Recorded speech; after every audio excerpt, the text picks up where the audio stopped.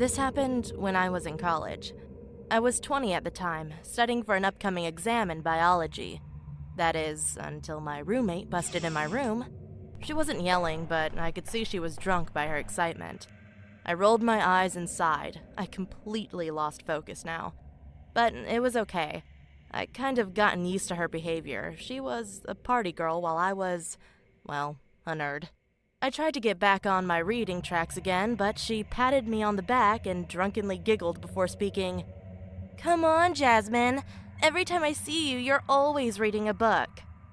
I sighed before speaking. "And every time I see you, you smell of alcohol and vomit." She frowned at me.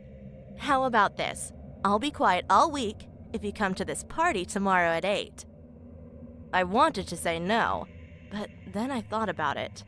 I mean, I do always work really hard. Besides, she won't barge in like this for the whole week?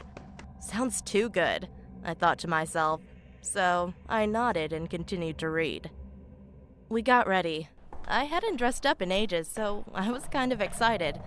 The party was loud, filled with drunk people making out, bumping, and dancing.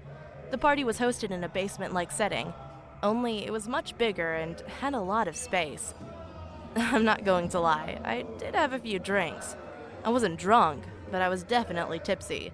So, as my view became tilted, this guy comes out of nowhere and has small talk with me. He was fairly attractive. He didn't seem drunk. We met and exchanged names. From what I remember, he had red dyed hair and blue eyes. He was white and about 6 feet. His name was Luke. We laughed and talked about topics like studying and books and that kind of thing. The talking went on for about a half an hour. He then said, "Hey, I'm going to get another drink. Want anything?" And I said, "Why not? I mean, I'm having fun." So later on, he came back with drinks. And the next thing I remember, we were making out in the corner of the party room.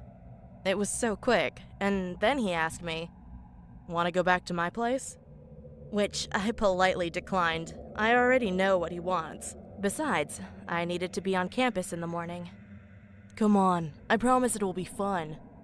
I remember that he kept on trying to get me to go, but he gave up after I made it clear I wasn't interested in going to his place.